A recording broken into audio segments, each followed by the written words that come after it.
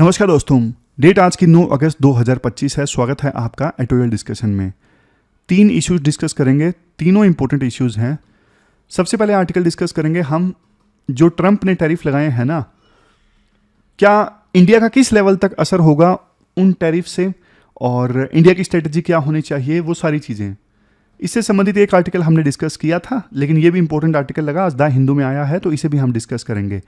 दूसरा article money laundering से संबंधित डिस्कस करेंगे। मनी लॉन्ड्रिंग का आपका एक टॉपिक ही कवर हो जाएगा, जीएस पेपर 3 सिक्योरिटी में जो आता है। फिर leader of opposition Rahul Gandhi ने आरोप लगाए हैं इलेक्शन कमीशन ऑफ इंडिया के ऊपर, डिटेल्ड आरोप लगाए हैं। इससे संबंधित आर्टिकल भी हमने पहले डिस्कस किया था, लेकिन इस बार उन्होंने डॉक्यूमेंट सामने रखे हैं। तो किस टाइप के एलिगेशंस हैं, ईसीआई ने क्या जवाब दिया है और क्या क्या दिखते हैं ईसीआई की कार्यप्रणाली में, वो सब हम डिस्कस करेंगे। चलिए डिस्कशन स्टार्ट करते हैं। इसके बाद नेक्स्ट आर्टिकल देखो, यूएसए ने जो इंडिया पे टैरिफ लगाए हैं ना, उनसे हम कैसे लड़ेंगे, इस इश्यू से संबंधित है। अपने सिलेबस में जीएस पेपर 2 के इस टॉपिक से आर्टिकल को रिलेट कर सकते हो। सबसे पहले देखो, मैं आपको ना थोड़े बेसिक फैक्ट्स दे देता हूं जो आप आंसर्स में यूज कर सकते हो। यूएसए ना हमारा सबसे बड़ा सिंगल कंट्री एक्सपोर्ट मार्केट है, मतलब एक ऐसा देश जिसको हम सबसे ज़्यादा एक्सपोर्ट करते हैं। 2024-25 का डेटा है। 2024-25 में ना हमने यूएसए को $87.4 बिलियन का माल बेचा है, और वहां से हमने इंपोर्ट कितने का किया है? इंपोर्ट किया है $45.7 बिलियन का।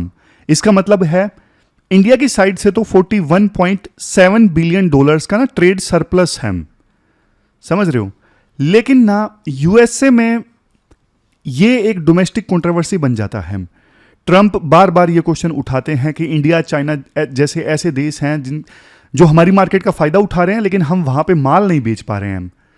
तो अब ना ट्रंप जब से दोबारा से सत्ता में आए हैं, वो ये कोशिशें कर रहे हैं विभिन्न देशों को मजबूर किया जाए कि वो टैरिफ को कम करें, ताकि यूएसए का माल भी उन देशों में जा सके और यूएसए की साइड से जो ट्रेड डेफिसिट है उसे कम किया जा सके। तो ये एक बैकग्राउंड और बेसिक्स हैं थोड़े जो मैंने आपको बता दिए। इवन ट्रंप देखो, जब लास्ट टाइम भी सत्ता में आए थे ना, 2016 से लेके 2020 के बीच में, उस समय भी उन्होंने ये इश्यू एड्रेस करने की कोशिश की थी। एक सिस्टम होता है जीएसपी का, generalised system of preferences, generalised system of preferences. अब इस सिस्टम के अंतर्गत ना डेवलपिंग कंट्रीज को थोड़ा फायदा मिलता है। यूएसए में माल एक्सपोर्ट करने पे टैरिफ कम मिलते हैं, लेकिन यूएसए ने ना इंडिया का ये जो स्टेटस था ना जीएसपी का, वो हटा दिया था। यूएसए ने बोला था इंडिया को इस सिस्टम की जरूरत नहीं है। तो जो इंडिया माल भेजता था यूएसए में, उस पर फिर टैरिफ लगने स्टार्ट हो गए थे। पहले तो ड्यूटी फ्री जाता था। तो मतलब ट्रंप ने पहले भी ऐसे किया था पिछले कार्यकाल में, और अब फिर से ऐसा किया है। हमने देखा, पहले तो उन्होंने 1 अगस्त का टाइमलाइन दिया कि 1 अगस्त से पहले पहले इंडिया के साथ में डील साइन हो जाती है तो ठीक है, अदरवाइज इंडिया जो माल भेजता है यूएसए में उस पे हम 25% टैरिफ लगाएंगे। 1 अगस्त को डील साइन नहीं हो सकी थी, फिर ट्रंप ने 25% टैरिफ लगा दिए, और इन टैरिफ को बोला गया रेसिप्रोकल टैरिफ। रेसिप्रोकल टैरिफ इसलिए क्योंकि ट्रंप ने बोला कि इंडिया हमारे माल पे टैरिफ लगाता है, तो बदले में हम भी 25% जो टैरिफ हैं वो लगा रहे हैं इंडिया के माल पर। तो ये पहले तरह के टैरिफ थे जो यूएसए ने लगाए, 25% टैरिफ। अब बात आती है दूसरे टैरिफ की। 3-4 दिन बाद ट्रंप ने फिर से ये बोल दिया कि इंडिया तो रशिया से तेल परचेज कर रहा है, और इंडिया रशिया से सस्ता तेल परचेज कर रहा है, इसकी वजह से यूक्रेन के साथ युद्ध लड़ने में रशिया को पैसा मिल रहा है। तो इस इशू पे ट्रंप ने इंडिया के ऊपर 25% एडिशनल टैरिफ लगा दिए। एडिशनल टैरिफ, ये जो टैरिफ है ना, इनका टाइप है पेनल्टी लेवी। मतलब ये पेनल्टी के तौर पे ट्रंप ने लगाए, और ये सभी प्रोडक्ट्स पे नहीं लगेंगे। ये पेनल्टी वाले जो टैरिफ हैं ये कुछ कमोडिटीज पे लगेंगे। लेकिन देखो, आयरनी ये है, सबसे पहली चीज, यूएसए खुद रशिया से इतना सारा माल परचेज कर रहा है, यूरेनियम वगैरह, उसकी बात ट्रंप नहीं करेंगे। ट्रंप बोल देंगे जब उनसे पूछा जाएगा, मुझे नहीं पता। इवन चाइना का देख लीजिए, चाइना हमसे ज्यादा तेल परचेज कर रहा है रशिया से, उसकी बात ट्रंप नहीं करेंगे। चाइना को ज्यादा टाइम दे दिया गया है ट्रेड डील के लिए। इवन यूरोप के कुछ देश रशिया से तेल परचेज कर रहे हैं, उसकी बात नहीं करेंगे यूएसए, उसकी बात नहीं करेगा ट्रंप। तो ये यहां पे दिक्कत है। चलो हम फिलहाल इकोनॉमी पे फोकस करते हैं इस आर्टिकल में। तो कुछ प्रोडक्ट्स तो देखो ऐसे होंगे जिन पे दोनों टैरिफ लगेंगे, रेसिप्रोकल टैरिफ भी लगेंगे 25% का, और पेनल्टी वाले टैरिफ भी लगेंगे जिनका जो वो भी 25% है। तो कुछ प्रोडक्ट्स पे तो 50% टैक्स लगेगा जब वो प्रोडक्ट्स जो हैं वो इंडिया से यूएसए में भेजे जाएंगे। इन टैरिफ्स के लगने के बाद में ना हमारे देश से जो जेम्स, ज्वेलरी ये सब जाते हैं ना, वो यूएसए में थोड़ा कम जाएगा क्योंकि कॉस्टली हो जाएगा। वो प्रोडक्ट जो पहले 100 रुपए का जाता था अब दोनों टैरिफ के कारण 150 रुपए में जाएगा, तो जाहिर तौर पे यूएसए की मार्केट में कम बिकेगा। इवन आईफोन्स जो इंडिया में असेंबल होते हैं वो भी यूएसए में जाके थोड़े महंगे हो जाएंगे। अब राइटर बोलते हैं यहां पे देखो जियोपॉलिटिकल एंगल भी है। जियोपॉलिटिकल एंगल इसलिए कि इन टैरिफ्स की सहायता से ना यूएसए इंडिया को रशिया से दूर करना चाहता है, जबकि इंपैक्ट ये हो सकता है कि इंडिया रशिया के और ज्यादा करीब जा सकता है क्योंकि इंडिया को ये महसूस हो कि यूएसए जो है वो रिलायबल नहीं है। इसके बाद राइटर ना एनालिसिस करते हैं इन टैरिफ्स, ये जो टैरिफ्स लगाए गए हैं ना, लगने के बाद क्या इंपैक्ट आएगा उसका एनालिसिस राइटर के द्वारा किया जाता है। तो मैं आपको पॉइंट वाइज फॉर्म में बता देता हूं, स्लाइड्स में तो सारे पॉइंट दिए ही हुए हैं। सबसे पहला इंपैक्ट देखो ये होगा, सबसे पहला इंपैक्ट होगा एक्सपोर्ट पे असर पड़ेगा सीधा सीधा। इकोनॉमिस्ट ये कहते हैं कि अगर देखो 1% टैरिफ बढ़ता है ना, 1% टैरिफ अगर बढ़ता है तो 1% एक्सपोर्ट कम हो जाता है। ये सीधी सीधी इलास्टिसिटी है। यहां पे यूएसए ने 25% टैरिफ इंक्रीज किए तो 25% एक्सपोर्ट कम हो जाएगा, सीधा सीधा लिंक है। तो इंडिया का एक्सपोर्ट यूएसए में 2024-25 में मैंने कितना बताया था, 87.4 बिलियन डॉलर्स। तो ये 25% कम हो जाएगा, मतलब 21.85 बिलियन डॉलर्स का लॉस हो जाएगा।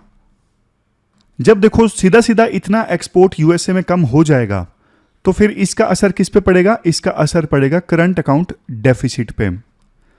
करंट अकाउंट डेफिसिट क्या होता है, सिंपल लैंग्वेज में बताता हूं। करंट अकाउंट डेफिसिट देखो तब होता है जब एक देश इंपोर्ट, लोन या फिर फॉरेन पेमेंट में ज्यादा खर्च करता है कंपेयर टू एक्सपोर्ट, रेमिटेंस या फिर इन्वेस्टमेंट से जो कमाता है। तो ये होता है करंट अकाउंट डेफिसिट। तो हम एक्सपोर्ट कम कर रहे हैं यूएसए को, मतलब करंट अकाउंट डेफिसिट बढ़ेगा। तो ये हुआ पहला इंपैक्ट। इसके बाद दूसरे इंपैक्ट की बात करते हैं। टैरिफ लगने से देखो देश की ना जीडीपी पे भी इंपैक्ट पड़ेगा। एक अनुमान के अनुसार 25% जो टैरिफ लगे हैं ना, इससे हमारी जो रियल जीडीपी ग्रोथ है वो 0.3 से लेके 0.6% के बीच में कम हो जाएगी। यानी 6.5% पहले हमारी जीडीपी ग्रोथ थी तो घट के 5.9% से लेके 6.2% के बीच में हो जाएगी। तो ये इंपैक्ट पड़ेगा। फिर तीसरे नंबर पे जो पेनल्टी लेवी लगाई है, मतलब रशिया से ऑयल परचेज करने पे जो टैरिफ यूएसए ने लगाए हैं, मान लीजिए उनके चलते इंडिया ने रशिया से ऑयल परचेज कम कर दिया, या फिर यूएसए ने रशियन कंपनीज के ऊपर ही रिस्ट्रिक्शन लगा दी, तो फिर इंडिया के द्वारा उन कंपनीज से तेल परचेज करना थोड़ा और ज़्यादा कठिन हो जाएगा। तो फिर देखो इंडिया को मजबूरी में दूसरे देशों से तेल परचेज करना पड़ेगा, फॉर एग्जांपल यूएसए से या फिर गल्फ कंट्रीज से। लेकिन जब इंडिया ऐसा करेगा तो इंडिया को तेल महंगा मिलेगा इंडिया को तेल, तो इंडिया का इंपोर्ट का खर्चा और ज़्यादा आएगा। इंडिया का इंपोर्ट का खर्चा और ज़्यादा आएगा तो हमारा करंट अकाउंट डेफिसिट और बढ़ेगा, जो हमने पहले पॉइंट में डिस्कस किया।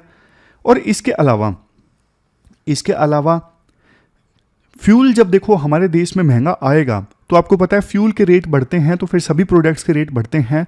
मतलब चौथा इंपैक्ट ये होगा, इन्फ्लेशन जो है हमारे देश में बढ़ जाएगी। तो ये सारा इंपैक्ट हमने डिस्कस कर लिया। देखो स्लाइड्स में था, ये मैंने पॉइंट वाइज फॉर्म में आपको सिस्टमेटिक ढंग से बता दिया।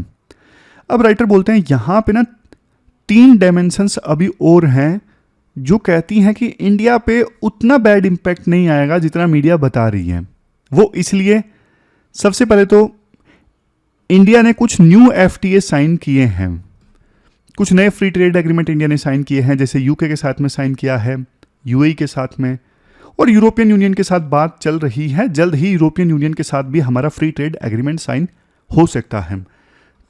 तो इन देशों में हमारा एक्सपोर्ट बढ़ेगा, थोड़ा यूएसए से कम होगा तो इन देशों में बढ़ेगा भी, इसलिए ज़्यादा इंपैक्ट नहीं होगा। दूसरा पॉइंट, कॉम्पिटिटर कंट्रीज, हमारे जो कॉम्पिटिटर कंट्रीज है ना, उन पे भी तो ट्रंप ने टैरिफ लगा रखे हैं। बेशक चाइना को टाइम दिया हुआ है, लेकिन डील साइन नहीं होती है तो फिर चाइना पे भी टैरिफ लगेंगे, वियतनाम पे भी टैरिफ, मतलब हमारे जो कंपटीशन वाले देश हैं ना, जैसे बांग्लादेश हैं, उन पे भी टैरिफ लगे हुए हैं, तो उनका माल भी महंगा जाएगा यूएस में, तो हम पे उतना इंपैक्ट नहीं आएगा। अगर देखो इंडिया के माल पे टैरिफ लगता लेकिन उनका माल बिना टैरिफ के जाता तो उनका माल सस्ता बिकता और ज़्यादा बिकता, लेकिन अब ऐसा नहीं है। तीसरा डायमेंशन राइटर देते हैं रूपी डेप्रिसिएशन, कि जब से ट्रंप ने टैरिफ लगाए हैं ना, रूपी की वैल्यू डॉलर के मुकाबले में काफ़ी ज़्यादा घट गई है। 87.5 रुपी पर डॉलर रूपी की वैल्यू आ गई है। अब रूपी की वैल्यू कमज़ोर हुई है ना, तो फिर हमारी कंपनीज ज़्यादा सस्ता माल बेच सकेंगी यूएसए में या दूसरे देशों में। रूपी की वैल्यू जब जब घटती है ना डॉलर के मुकाबले में, तो एक्सपोर्ट ज़्यादा होता है। सीधा सीधे बात है, $1 की वैल्यू मान लीजिए पहले 60 रुपये थी, तो ₹1 वाले 60 पेन भेजे जा सकते हैं। मान लीजिए रूपी कमज़ोर हो गया, 60 की जगह 65 हो गया, तो 65 पेन यूएसए में भेजे जा सकते हैं। तो ज़्यादा पेन भेजे जा सकेंगे, तो इंपोर्ट अट्रैक्टिव हो जाता है यूएसए के लिए, और इंडिया के लिए एक्सपोर्ट अट्रैक्टिव हो जाता है जब रूपी की वैल्यू कम होती है। तो 3 डायमेंशन है जो कहती हैं कि उतना इंपैक्ट नहीं होगा जितना मीडिया बोल रही है।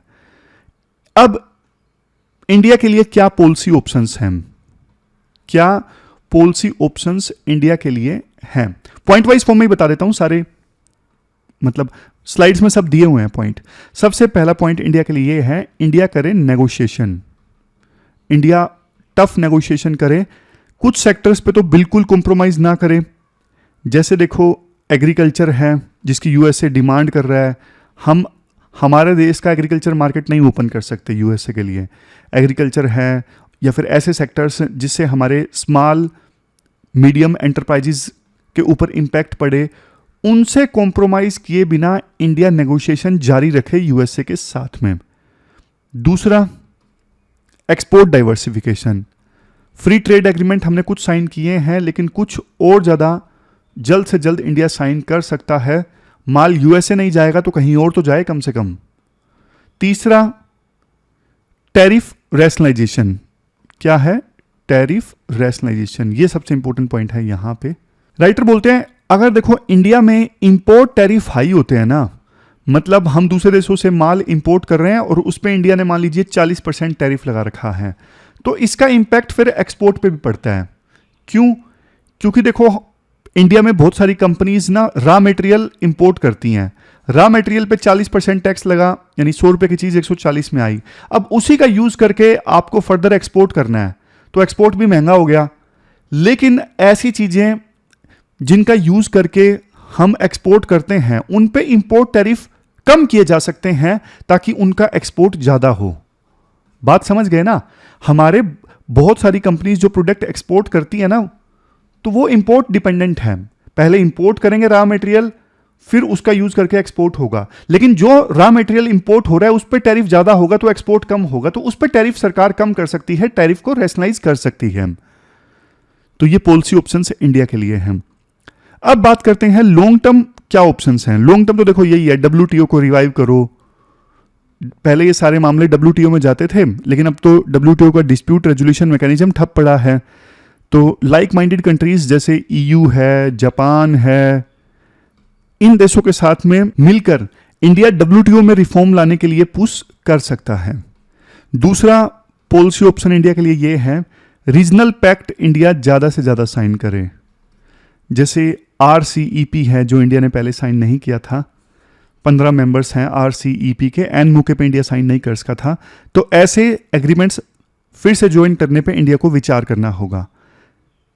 तो मेन तो देखो यही है, डाइवर्सिफिकेशन वाला पॉइंट फिर से दिया जा सकता है कि चाइना ने ना 2008 के बाद में, 2008 में चाइना और यूएसए के बीच में थोड़ा टेंशन होना स्टार्ट हो गई थी, तो चाइना ने ना लैटिन अमेरिका, अफ्रीका ये मार्केट्स पकड़ ली। तो इंडिया भी देखो इन कॉन्टिनेंट्स पे ज़्यादा फोकस कर सकता है। तो ये हमने पूरा आर्टिकल डिस्कस किया, चलते हैं आगे। इसके बाद नेक्स्ट आर्टिकल देखो, इलेक्टोरल रोल में ना इरेगुलरिटीज से संबंधित है। हाल ही में leader of opposition Rahul Gandhi ने एक प्रेस कॉन्फ्रेंस की और डिटेल से बताया कि किस प्रकार से इलेक्टोरल रोल्स में फ्लॉज हैं, धांधलेबाजी है। अपने सिलेबस में जीएस पेपर सेकंड के इस टॉपिक से आर्टिकल को रिलेट कर सकते हो। तो मेनली देखो, राहुल गांधी ने जो प्रेस कॉन्फ्रेंस की थी ना, उन्होंने अपनी प्रेस कॉन्फ्रेंस में बेंगलुरु सेंट्रल की एक कॉन्स्टिट्यूएंसी महादेवपुरा असेंबली का जिक्र किया है। और प्रेस कॉन्फ्रेंस में बताया गया, ये जो महादेवपुरा असेंबली सेगमेंट है ना, बेंगलुरु सेंट्रल लोकसभा में आता है, इसमें 1 लाख से ज़्यादा फेक वोटर्स क्रिएट किए गए। पर्पस ये था बीजेपी को 2024 का इलेक्शन जितवाया जाए। तो मेनली उन्होंने जो अपने एलिगेशंस थे ना, वो 5 कैटेगरीज में डिवाइड किए। मतलब कुछ कैटेगरीज में आपको बता देता हूं। जैसे सबसे पहली कैटेगरी ये थी कि कई वोटर्स एक ही कंस्टिट्यूएंसी में ना मल्टीपल टाइम्स रजिस्टर्ड थे। मतलब कि जैसे एक पर्सन है महेश, वो महादेवपुरा कॉन्स्टिट्यूएंसी में ना बूथ नंबर 1 पे भी रजिस्टर्ड, बूथ नंबर 2 पे भी रजिस्टर्ड, 3 पे भी, 4 पे भी, 5 पे भी, मतलब एक ही कंस्टिट्यूएंसी में बार बार अलग अलग बूथ पे महेश नाम का जो वोटर था वो रजिस्टर्ड था। अब वो अलग अलग बूथ पे जाके वोट दे देगा, इंक लगाई जाती है ना, उसको मिटा के। तो पहले तरह का चार्ज ये, पहली कैटेगरी के एलिगेशन ये। दूसरा, अलग अलग स्टेट्स में same epic number. Epic number जानते हो ना, वोटर आईडी नंबर जो होता है जिससे पहचान होती है वोटर की।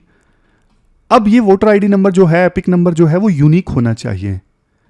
लेकिन अलग अलग राज्यों में सेम एपिक नंबर आपको महाराष्ट्र में भी मिल रहा है, राजस्थान में मिल रहा है, यूपी में भी मिल रहा है, जो कि नहीं होना चाहिए।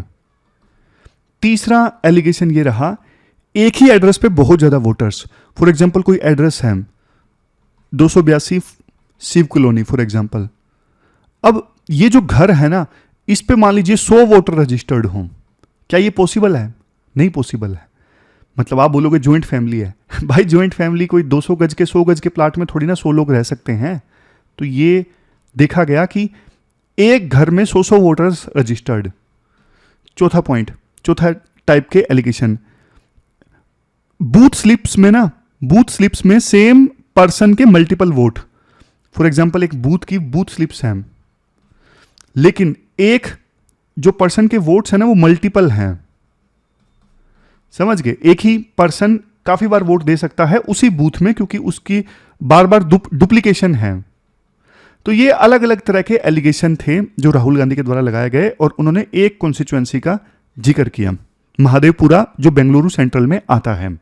अब देखो, राइटर ये बोलते हैं कि इनमें से कुछ एलिगेशंस तो ना इलेक्शन कमीशन ऑफ इंडिया ने पहले एड्रेस किए हैं। जैसे अलग अलग राज्यों में सेम एपिक नंबर, ये ऐसा एलिगेशन है जो पहले ईसीआई ने भी माना है कि डिजिटलाइजेशन नहीं है प्रोसेस का, इस वजह से कई बार गलती हो जाती है। तो ये कोई बहुत बड़ा इशू नहीं है, इलेक्शन कमीशन ऑफ इंडिया ने इसे माना है। इवन देखो, महाराष्ट्र में भी जब असेंबली इलेक्शन हुए थे ना, तो उस समय कांग्रेस पार्टी ने ये आरोप लगाए थे कि लोकसभा इलेक्शन में कम वोटर थे महाराष्ट्र में, लेकिन 6 महीने बाद जब असेंबली इलेक्शंस हुए तो एकदम से वोटर्स की संख्या बढ़ गई। तो उस समय भी ये एलिगेशन कांग्रेस पार्टी के द्वारा लगाए गए थे, लेकिन उस समय इतने डिटेल्ड नहीं थे जितने डिटेल्ड डॉक्यूमेंट्स अभी दिए गए हैं। इवन राहुल गांधी ने यह भी आरोप लगाया कि महादेवपुरा असेंबली सीट बीजेपी ने जीती थी 2023 में 44,500 वोट्स के मार्जिन से, लेकिन एक साल बाद जब लोकसभा इलेक्शंस हुए तो इस कॉन्स्टिट्यूएंसी में लीड ली गई बीजेपी के द्वारा 1,14,000 वोट्स की। अब राइटर ये बोलते हैं, देखो इलेक्टोरल रोल में ना, मतलब 2023 में जब इलेक्शन हुए थे और उसके बाद 2024 में इलेक्शन हुए, एक साल के अंदर ना 52,600 वोटर की संख्या इंक्रीज हो गई, लेकिन एक्चुअल जो वोटर टर्नआउट इंक्रीज हुआ वो इंक्रीज हुआ सिर्फ 20,000 से। समझ रहे हो? मतलब वोटर बढ़ गए 52,600, लेकिन एक्चुअल वोट जिन्होंने दिया, वोटर की संख्या, वोट देने वाले लोगों की संख्या जिन्होंने एक्चुअल में जाके उस दिन वोट दिया, वो बढ़ा सिर्फ 20,000 से नंबर। तो राइटर बोलते हैं, देखो एक चीज राहुल गांधी ने यह प्रूव नहीं की कि वोटर की संख्या इंक्रीज होने का सीधा सीधा फायदा बीजेपी को हुआ। मतलब बीजेपी ने यह करवाया और बीजेपी से इसको फायदा हुआ, वो राहुल गांधी ने प्रूव नहीं किया। अब बात करते हैं इलेक्शन कमीशन के रिस्पॉन्स की। इलेक्शन कमीशन ने यह बोला कि आप एविडेंस ओथ पे दीजिए, शपथ लेके आप एविडेंस दीजिए। लीगल एक्सपर्ट्स कहते हैं ओथ की रिक्वायरमेंट यहां पे अप्लाई होती नहीं है। तो ईसीआई ने जो अप्रोच अपनाई है वो डिफेंसिव अप्रोच है। ईसीआई ने यह भी बोला कि जब देखो नए वोटर रजिस्टर्ड होते हैं ना, तो उस प्रोसेस में पॉलिटिकल पार्टीज इन्वॉल्व होती हैं, तो तब क्यों नहीं आप क्वेश्चंस रेज करते। तो राइटर बोलते हैं देखो जब वोटर रजिस्टर करने की प्रोसेस चलती है ना, तो उस समय इलेक्शन कमीशन ऑफ इंडिया ना सारी डिटेल्स रखती है और फॉर्म को स्कैन करके पब्लिक में डाल दिया जाता है। अब वो स्कैन्ड कॉपीज होती हैं, बहुत भारी भरकम होती हैं, डाउनलोड करने में भी दिक्कत आती है, सर्च करने में भी दिक्कत आती है, क्योंकि वो फोटोज डॉक्यूमेंट्स जो होते हैं वो स्कैन्ड होते हैं, सर्च नहीं कर पाते, आप कंट्रोल एफ से कुछ नहीं सर्च कर पाओगे। तो राइटर बोलते हैं जब देखो ऐसे डॉक्यूमेंट्स ईसीआई देगी उस वोटर रजिस्ट्रेशन प्रोसेस में, तो पॉलिटिकल पार्टीज के लिए भी धांधलेबाजी निकालना उस समय डिफिकल्ट हो जाता है। तो इस प्रोसेस को आप बहुत ज्यादा आसान बनाओ। समझ रहे हो? मतलब जब स्पेशल ड्राइव चलती है ना, फॉर एग्जांपल दिल्ली में इलेक्शन होने वाले हैं, इलेक्शन से पहले ईसीआई बोलती है नए वोटर्स अपने आप को रजिस्टर करवा लो, तो उस रजिस्ट्रेशन प्रोसेस में पॉलिटिकल पार्टीज इन्वॉल्व रहती हैं, तो उस समय क्वेश्चन रेज करने चाहिए। ईसीआई ने यह बोला। अब देखो आज के समय में ना वोटर्स को रजिस्टर करने का जो ईसीआई का प्रोसेस है ना, वो सेल्फ डिक्लेरेशन पे आधारित है। मतलब कोई बोलेगा जाके मैं यहां पे रहने वाला हूं, मेरा वोट रजिस्टर कर दो, और डॉक्यूमेंट्स दे दिए जाते हैं, तो वो एज ए वोटर रजिस्टर्ड हो जाता है। इलेक्शन कमीशन ऑफ इंडिया के द्वारा ना घर घर जाके वेरिफिकेशन नहीं किया जाता। इसी वजह से बिहार में अभी जो प्रोसेस चल रही थी सर मतलब स्पेशल इंटेंसिव रिवीजन।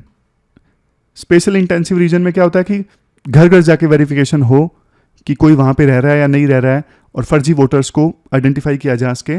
लेकिन देखो ये जो सर की प्रोसेस चल रही है ना, स्पेशल इंटेंसिव रिवीजन, ये बिहार में ना इतनी जल्दबाजी में की गई, अच्छे से हुई नहीं, इंप्लीमेंटेशन काफी पुअर रहा। जब ये सर की प्रोसेस की गई ना बिहार में देखो, अब आपको पता है वुमेन इलेक्टर्स की संख्या कम हो गई। महिलाएं पढ़ी लिखी नहीं होती, कई बार वो डॉक्यूमेंट्स नहीं दे सकी, तो उनकी संख्या इसलिए ज्यादा कम हो गई। नेशनल फैमिली हेल्थ सर्वे ये कहता है बिहार में वुमेन लिटरेसी सिर्फ 55% है। तो ऐसी जब प्रोसेस होगी ना सर की, तो फिर उनके वोटों की संख्या कम हो जाएगी, बहुत सारी डिलीट हो जाएंगी। बहुत सारे जो एलिजिबल वोटर्स हैं उनका नाम भी वोटर लिस्ट में नहीं आया, इतना जल्दबाजी में ये बिहार में सर की प्रोसेस किया गया। इसका मतलब ये है आप रिफॉर्म लेके भी आ रहे हो ना, जल्दबाजी में रिफॉर्म मत लेके आओ, धीरे धीरे करके अच्छे से रिफॉर्म लेके आओ। चलो ये तो हमने बात की जो राहुल गांधी ने एलिगेशंस लगाए, इनका जवाब अच्छे से देना चाहिए इलेक्शन कमीशन ऑफ इंडिया को, डिटेल्ड जवाब देना चाहिए ताकि ट्रस्ट पैदा हो। लेकिन कुछ दूसरे इश्यूज भी हैं जिन पे काम करना होगा इलेक्शन कमीशन ऑफ इंडिया को, उनके बारे में मैं आपको बता देता हूं। जैसे सबसे पहले तो ना कैंपेन के दौरान जो खर्चा करने वाले रूल्स हैं ना, उनको स्ट्रिक्टली इन्फोर्स करो। कैंपेन फाइनेंस, जैसे अभी लिमिट लगाई हुई है कि एक कैंडिडेट एक कंस्टिट्यूएंसी में इतने से ज्यादा पैसे नहीं खर्च कर सकता, लेकिन ना करते हैं सारे कैंडिडेट्स, बहुत बहुत पैसा खर्च करते हैं। इस चीज को इलेक्शन कमीशन ऑफ इंडिया के द्वारा स्ट्रिक्टली इंप्लीमेंट नहीं किया जाता। दूसरा, मॉडल कोड ऑफ कंडक्ट को आप स्ट्रिक्टली इंप्लीमेंट करो। Political parties candidates hate speeches देते हैं, नफरत पैदा होती है, वो सब नहीं होना चाहिए। फ्री में शराब बांटी जाती है। तीसरा, वीवीपैट का ना अभी बहुत छोटा सैंपल, एक कंस्टिट्यूएंसी में 5 बूथ पे वीवीपैट और ईवीएम के रिकॉर्ड का मैचिंग होती है। रैंडम ढंग से वो 5 जो बूथ हैं वो डिसाइड किए जाते हैं।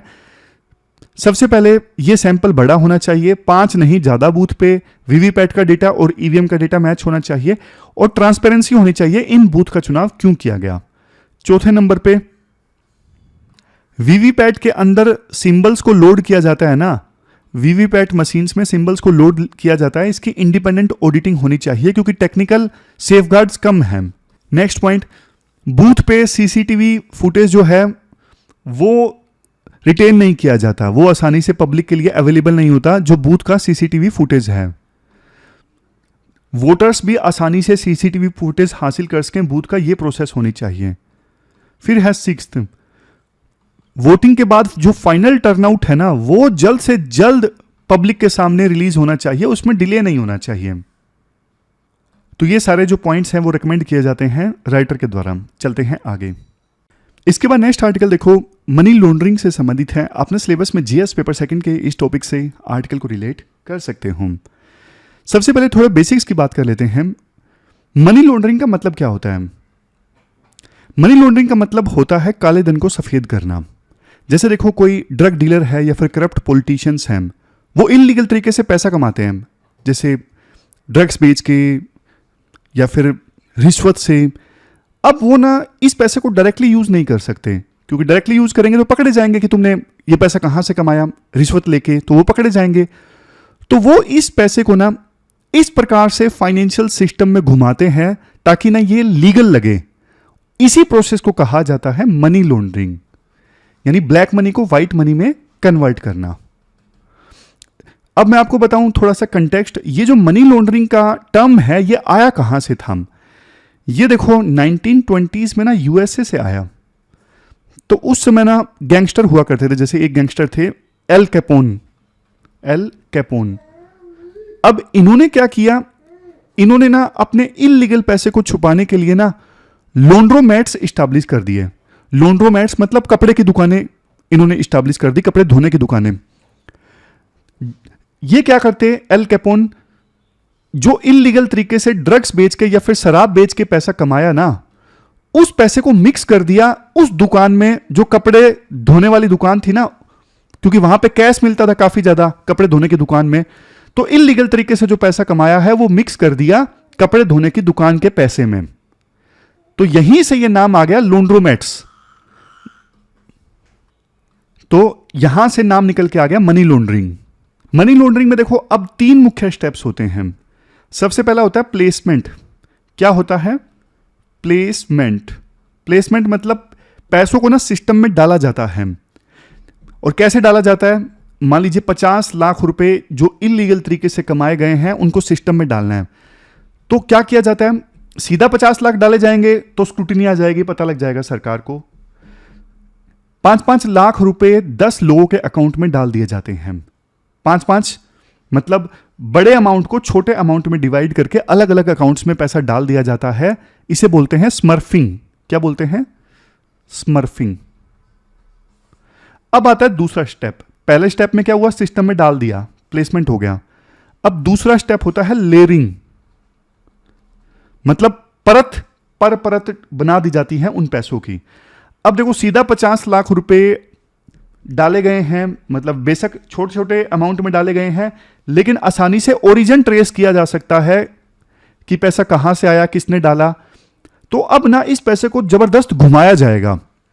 घुमाया जाएगा मतलब अलग अलग देशों में ले जाया जाएगा, सेल कंपनीज के खातों में वो पैसा जाएगा, अलग अलग ट्रांजैक्शंस होंगी, मल्टीपल ट्रांजैक्शंस होंगी, फॉरेन अकाउंट्स में जाएगा, क्रिप्टो करेंसीज में जाएगा, शेल कंपनीज में जाएगा।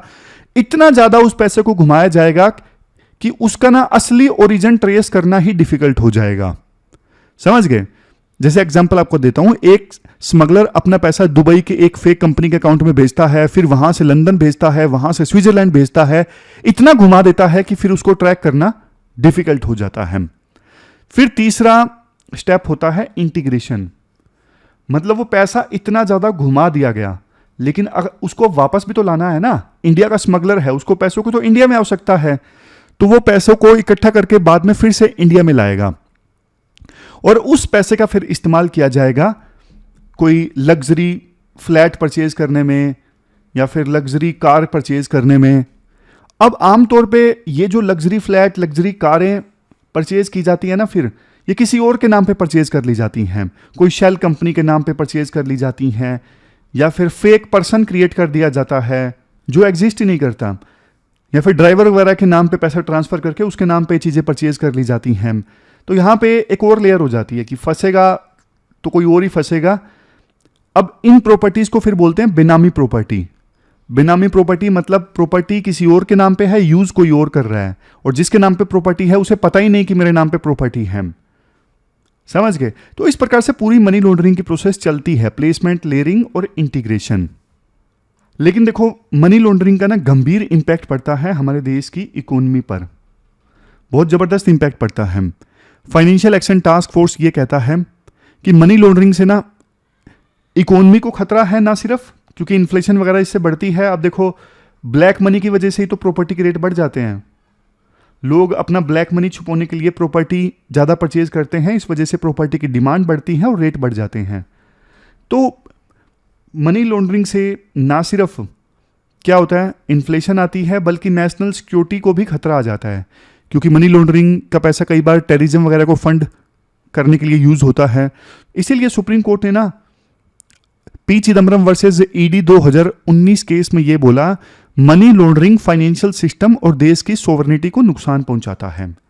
समझ गए, P Chidambaram versus ED case 2019 का, इसमें सुप्रीम कोर्ट ने साफ तौर पे बोला कि मनी लॉन्ड्रिंग जो है वो देश की सोवरेनिटी को नुकसान पहुंचाता है, देश के फाइनेंशियल सिस्टम को भी नुकसान पहुंचाता है। अब बात करते हैं मनी लॉन्ड्रिंग को रोकने के लिए सरकार ने क्या किया है। देखो 1990 की एक डिक्लेरेशन थी, UN political declaration and global programme of action. तो इस डिक्लेरेशन के बाद में ना, इस डिक्लेरेशन के आधार पे इंडिया एक एक्ट लेके आया, पीएमएलए। पीएमएलए मतलब prevention of money laundering act, आया 2002 में था, फुली इंप्लीमेंट हुआ 2005 में। अब ये जो एक्ट है ना, इस एक्ट में काफ़ी बढ़िया बढ़िया चीज़ें हैं मनी लॉन्ड्रिंग को रोकने के लिए, वो मैं आपको बता भी देता हूँ क्या खास बात है इस एक्ट में। सबसे पहले बर्डन ऑफ प्रूफ। देखो नॉर्मल केसेस में ना, नॉर्मल एक्ट्स में जो प्रोसिक्यूशन है ना, यानी जो एजेंसी के लोग हैं, उनको ये प्रूव करना होता है कि जिसको पकड़ा है उसने क्राइम किया है। लेकिन prevention of money laundering act में ये प्रोविजन है, जिसको पकड़ा गया है ना, वो ये प्रूव करेगा कि मैं इनोसेंट हूं।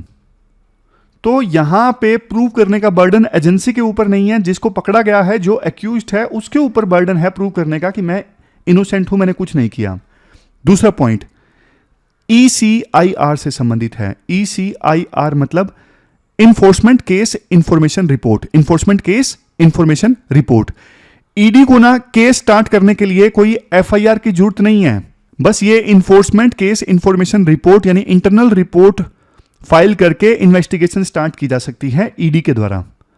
तीसरा पॉइंट शेड्यूल्ड ऑफेंस। क्या है शेड्यूल्ड ऑफेंस? पीएमएलए के अंडर केस देखो तभी बनेगा जब कोई सीरियस क्राइम हो, जैसे ड्रग ट्रैफिकिंग, करप्शन या फिर टेररिज्म। अगर ऐसा कोई शेड्यूल्ड ऑफेंस है ना, तो उसके बेस पे फिर ईडी के द्वारा जांच स्टार्ट की जा सकती है। शेड्यूल्ड ऑफेंस का होना जरूरी है। तो ये कुछ मुख्य प्रोविजंस की बात की हमने पीएमएलए में। अब देखो कई बार ना इस एक्ट का काफी ज्यादा मिसयूज भी होता है। मिसयूज कैसे होता है? Vijay Madanlal Chaudhary versus Union of India 2022 का केस है। इसमें सुप्रीम कोर्ट ने बोला पीएमएलए के सेक्शन 3 के अंतर्गत प्रोसिक्यूशन इनिशिएट करने के लिए ना क्या होना चाहिए? शेड्यूल्ड ऑफेंस का होना जरूरी है। शेड्यूल्ड ऑफेंस मैंने आपको बताया ना, ड्रग ट्रैफिकिंग, करप्शन, ऐसा कोई ऑफेंस हुआ हो तभी जांच स्टार्ट की जा सकती है ईडी के द्वारा। लेकिन प्रॉपर्टी कॉन्फिस्केट करने के लिए, प्रॉपर्टी जब्त करने के लिए शेड्यूल्ड ऑफेंस का होना जरूरी नहीं है। तो कई बार ईडी के द्वारा ना प्रॉपर्टी जब्त कर ली जाती है, शेड्यूल्ड ऑफेंस नहीं पता लगा तो भी फिर ना जिसकी प्रॉपर्टी जब्त की गई है उसको फिर जनता अपराधी मानना स्टार्ट कर जाती है कि इसने तो गलत ढंग से प्रॉपर्टी कमाई है, इसीलिए ईडी ने जब्त की है। तो रिजल्ट आने से पहले ही प्रॉपर्टी जब्त करने का मिसयूज कर लिया जाता है ईडी के द्वारा। फिर दूसरा देखो, ये जो पीएमएलए है ये ड्रैकोनियन इसलिए है क्योंकि बेल मिलना बहुत ज्यादा मुश्किल है। इसमें सेक्शन 45 के अंदर ये लिखा गया है एक्यूज्ड को ना दो चीजें प्रूव करनी होती है बेल लेने के लिए। पहला कि वो गिल्टी नहीं है, उसने क्राइम नहीं किया, जिसको पकड़ा गया उसे ही प्रूव करना है कि मैं गिल्टी नहीं हूं। और दूसरा, बेल मिलने के दौरान वो जो क्राइम की जांच है इसको प्रभावित नहीं करेगा या फिर क्राइम दोबारा नहीं करेगा। तो ये दोनों प्रोविजंस फुलफिल करने होते हैं। दोनों प्रोविजंस कई बार फुलफिल हो नहीं पाते, इस वजह से ना बेल मिलना बहुत मुश्किल हो जाता है। जैसे पॉलिटिशियंस को कई बार पीएमएलए के प्रोविजंस के तहत गिरफ्तार कर लिया जाता है तो उनको बेल नहीं मिल पाती, बहुत मुश्किल से बेल मिलती है।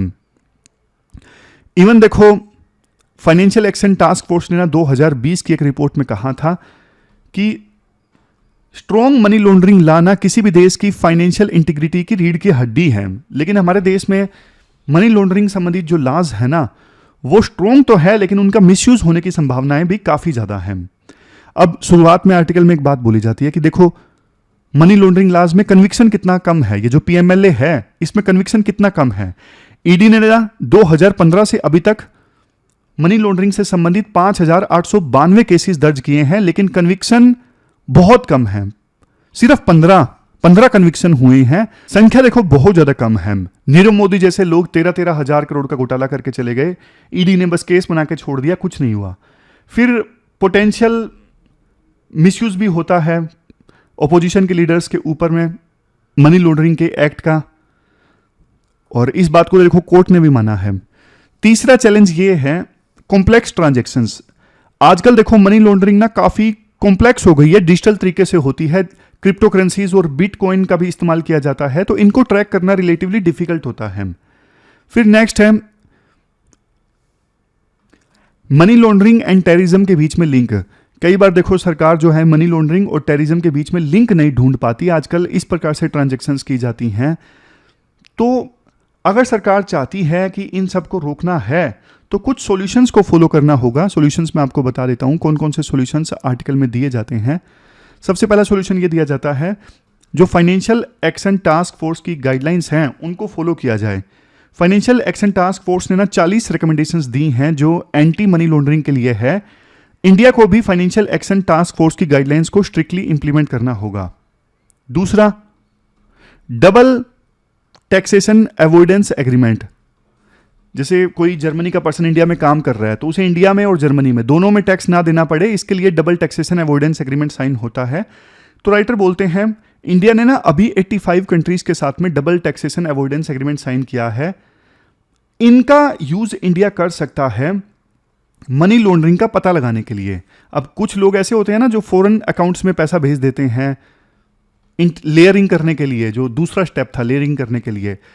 तो जब किसी पर्सन के द्वारा मनी लॉन्ड्रिंग में लेयरिंग की जाती है तो उसका पता लग जाए, ये प्रोविजन लिखा जा सकता है डबल टैक्सेशन अवॉइडेंस एग्रीमेंट में।